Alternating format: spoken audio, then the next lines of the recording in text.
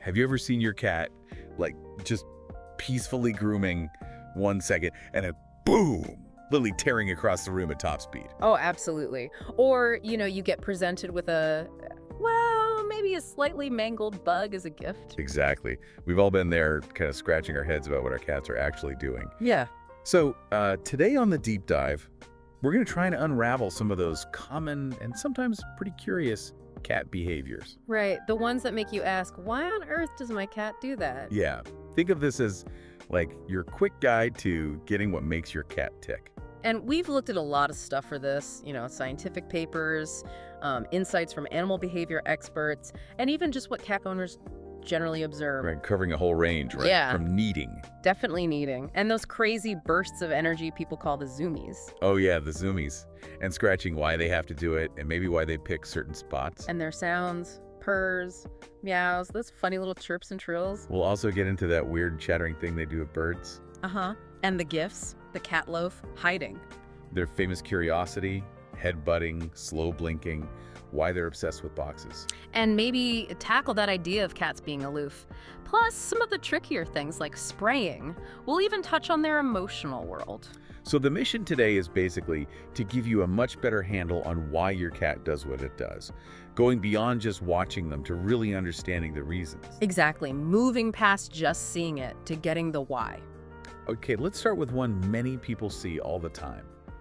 Kneading. You know, that rhythmic pushing with their front paws, usually on something soft? Yeah, like they're making biscuits or something. Totally. It looks like that. Well, what's really interesting is how strongly it connects back to when they were tiny kittens, neurologically speaking. Oh, okay. How so? When they nurse, kittens instinctively knead around their mother's belly. It actually helps stimulate the milk flow. Ah, right. So that action gets hardwired with feelings of comfort, safety, contentment. When an adult cat does it, they're kind of tapping back into that feeling. Like a little comfort flashback? Pretty much. And sometimes you'll even see them drool a bit or make little suckling motions. It really reinforces that link. That's actually quite sweet. But I think I've heard there might be another reason too, something about territory. Yes, that's another layer. Cats have scent glands between their paw pads. They're called interdigital glands.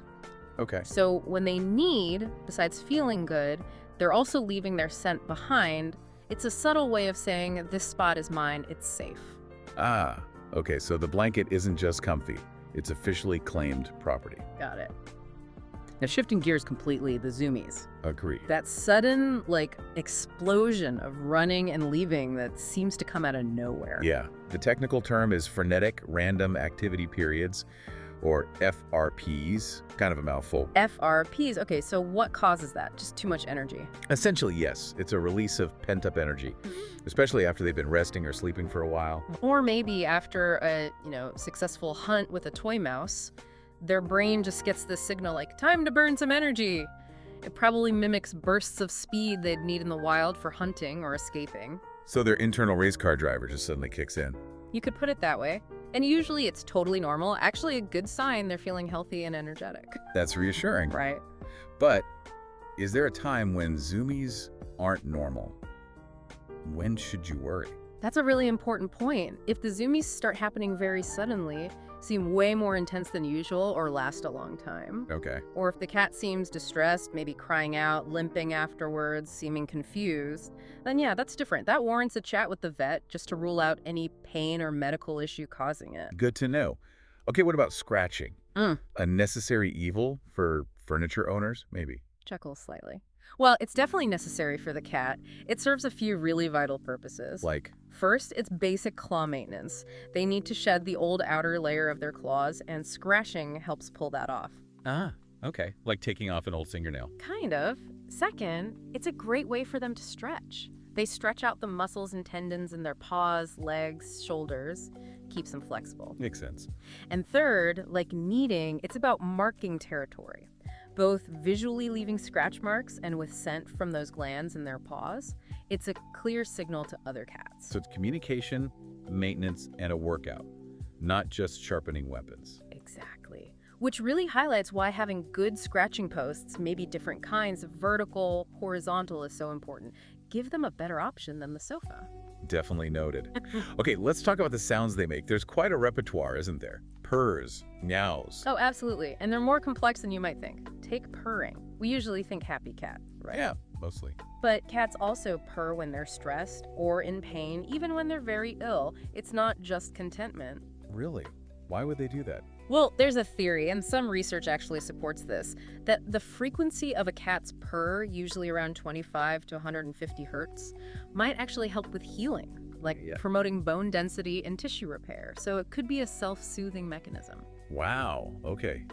That's fascinating, like a built-in healing vibration. Sort of, and then meowing is different again. That's mostly aimed at us humans. I mean, cats don't really meow at each other much. Adult cats, not usually, no. Kittens meow at their mothers, but adult cats seem to have learned that meowing gets human attention. It's how they ask for food or to be let in or just say hello. So my cat's running commentary is basically a learned language just for me.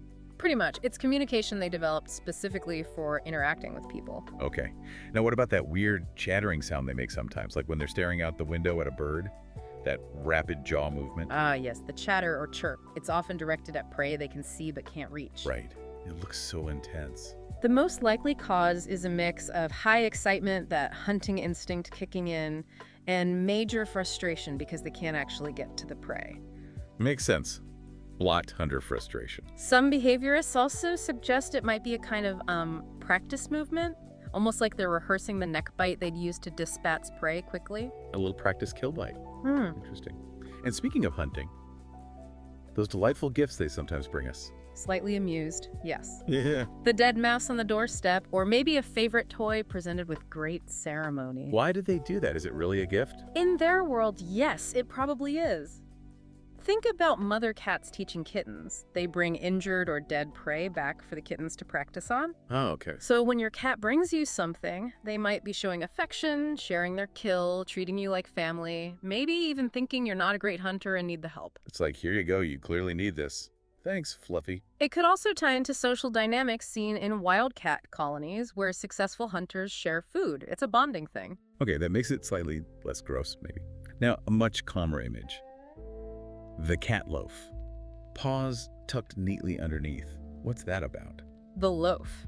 That's generally a sign of a cat feeling really safe and comfortable in their surroundings. Just totally relax. Relax, yes, but still alert. I don't know. It's a posture where they can rest, but also spring into action pretty quickly if needed. A nice balance of secure and ready. Content, but on standby. Got it. What about the opposite? When they just disappear? Squeeze into tiny, dark spaces? Ah, hiding. That's pure instinct. Remember, cats are both predators and prey in the wild. Right. So having safe, hidden spots is crucial for their sense of security. It lets them escape stress, feel protected, observe without being seen. It's a fundamental need. Makes sense. But like with the zoomies, can hiding be a bad sign sometimes? Definitely. If a normally social cat suddenly starts hiding all the time, or seems withdrawn, won't come out for food, seems lethargic, that could signal illness, pain, or significant anxiety. That's when you need to pay closer attention and maybe check with the vet. Okay, so context is key. Now, curiosity. Cats are famously curious, aren't they? Incredibly so. Studies actually show that something like over 80% of domestic cats show a strong interest in new things in their environment. Why are they so nosy? It's a sign of their intelligence and adaptability, really. Exploring helps them learn about their territory, find potential resources, identify possible threats, just gather information. It's how they stay safe and successful. Little furry information sponges. Exactly. That's why a simple cardboard box or a new shopping bag can be so fascinating to them. It's something new to investigate. Speaking of investigating, Yeah. sometimes they do things that just seem random or worrying, like licking themselves constantly or pacing or suddenly growling. Yeah, those less common behaviors can definitely be confusing. They often signal something's wrong, either physically or emotionally. Like what? Well, excessive licking or chewing, sometimes called over-grooming, especially if it causes hair loss or skin sores. That can point to anxiety, stress, maybe allergies, skin irritation, or even pain in that area. Pacing can be a sign of anxiety or stress, too. And growling or hissing, that's usually a clear back-off signal. The cat feels threatened, scared, uncomfortable, or is just setting a boundary. So these aren't just quirks, they're potential red flags. They can be, yes. If you see these things frequently or they seem out of character, it's really worth getting a vet or a behaviorist involved to figure out the underlying cause. Right. Let's move to some nicer behaviors. headbutting or bunting and cheek rubbing. That feels very affectionate. It absolutely is, but it's also about scent marking again. Cats have lots of scent glands on their heads, forehead, cheeks, chin. Oh, right. More scent glands. Yep. So when they rub their head or cheek against you or furniture or another cat, they're depositing pheromones. It's like saying, you smell familiar, you're part of my group, this is safe territory. It builds social bonds and creates a shared scent profile. So I'm being claimed, but in a nice way. I'm officially part of the U.S. Exactly. You've been marked as safe and trusted. And what about the slow blink? That soft, slow closing and opening of the eyes. Ugh, the slow blink. That's a really special one in cat communication. It's often called a cat kiss. A cat kiss. I like that. It signals deep trust and relaxation. When a cat gives you a slow blink, they're basically saying, I feel completely safe and comfortable with you right now. It means they're not perceiving you as a threat. That's lovely. Can we do it back? Absolutely. Try offering a slow blink back to your cat. Look at them softly, slowly close your eyes, pause, and slowly open them. Often, they'll blink back. It's a great way to reinforce that bond of trust. I'm definitely trying that later. Okay, we have to talk about boxes. The universal cat magnet. Why? I agree. The box obsession, it seems almost magical, doesn't it? It really does. Any box, any size. There are a few reasons. Primarily, boxes offer security. Being enclosed on most sides makes them feel hidden and protected, like a safe den. They can watch what's going on from a secure vantage point. A perfect ambush spot. Or just a safe observation post. Plus, the enclosed space can help them regulate their body temperature, keeping them warm. And studies in shelters have shown that giving cats boxes actually reduces their stress levels significantly. So it's like a portable little safety zone. Yeah. Makes sense. Now, the aloof cat stereotype. Is there truth to it? Do cats just not care as much as dogs, maybe? That's largely a myth based on comparing them too directly to dogs, perhaps. Cats are definitely more independent by nature, yes. But they do form bonds. Oh, absolutely. Research clearly shows cats form strong attachments to their owners. They recognize our voices, respond differently to us and to strangers. They show affection, seek comfort from us. So aloof might just be independence. Yeah. Or maybe just choosing their moments. Exactly. It's not lack of feeling, it's just expressed differently. They operate on their own terms sometimes, but the bond is definitely there. Okay. Now, a tougher topic. Spraying or urinating outside the litter box. That can be really stressful for owners. It really can. And the first thing to know is it's almost never done out of spite. It's usually a signal that something's wrong. Like what sort of thing? It could be medical urinary tract infections, kidney problems, bladder stones, arthritis, making it hard to get into the box. Lots of possibilities. That's why a vet check is always the first step. Okay, rule out medical first. What else? Stress is a huge trigger. Changes in the house, new pets, new people, conflict with another cat. Also, issues with the litter box itself. Maybe it's not clean enough. Wrong type of litter, wrong location, not enough boxes in a multi-cat home. And spraying is different from just peeing. Yes. Spraying is specific territorial marking. The cat usually stands, lifts its tail straight up. It might quiver and sprays a small amount of urine backwards onto a vertical surface like a wall or furniture. Right. Marking territory. Exactly. So if this is happening, vet first, then look really closely at potential stressors, litter box setup, and cat-to-cat dynamics in the home. It sounds like problem solving is key, not just getting frustrated. Precisely. It's a communication, albeit an unwanted one. Okay, on a more positive note, what about their inner world? Do cats have rich emotional lives? I hope so. The science increasingly says yes. We know they experience basic emotions like joy, fear, frustration, probably contentment. There's evidence they form secure attachments, seek comfort, maybe even experience grief. So they're not just little instinct machines. Not at all.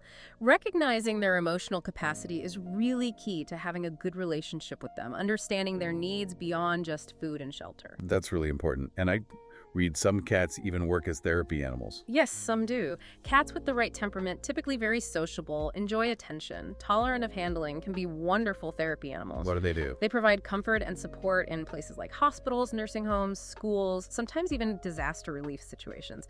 Their presence can be incredibly calming and beneficial for people. That's amazing. Shows their potential for connection. Now, something you mentioned earlier, play. How vital is that? Oh, incredibly vital. Play is not optional for cats, especially indoor cats. It's essential for both physical and mental health. Why specifically? It mimics hunting behavior, stalking, chasing, pouncing. That lets them express natural instincts, burns energy, helps prevent obesity. It's also a major stress buster and provides crucial mental stimulation. And it's good for bonding with us too, right? Absolutely. Interactive play, using wand toys or laser pointers carefully really strengthens that bond. So yes, lots of different toys, regular play sessions, hugely important. Got it. Playtime is non-negotiable. So wrapping up, if someone is dealing with a behavior they find problematic, what's the overall approach? Well, first, like we've been saying, really try to understand why the cat might be doing it from their perspective. Is it normal cat behavior that just happens to be inconvenient for us? Right. Start with understanding. Then look for triggers. Is there stress? Has the routine changed? Could there be an underlying health issue? Observation is key. Focus on providing a stable, enriching environment. Predictable routines, safe spaces, enough resources like food bowls, water, litter boxes, scratching posts, playtime. Meet their needs. And if that's not enough? Don't hesitate to get professional help. Talk to your vet first to rule out medical causes, and then consider consulting a certified cat behaviorist. They can really help pinpoint causes and develop specific management plans. So empathy, environment, and experts when needed. Sounds like a plan. This has been really enlightening. It just shows how much is going on behind those inscrutable feline eyes. Doesn't it? Their behaviors, even the weirdest ones, usually make sense when you understand the instincts, the communication, the emotions driving them. Yeah, understanding really does lead to, well, appreciating them even more. Exactly, and hopefully helps us provide better care and build stronger relationships with them. So maybe a final thought for everyone listening. Think about one specific thing your cat does. After our chat today, do you see it a little differently? Understand the why a bit better. And what other mysteries about your own cat are you curious about now? Keep watching, keep wondering. They're fascinating creatures.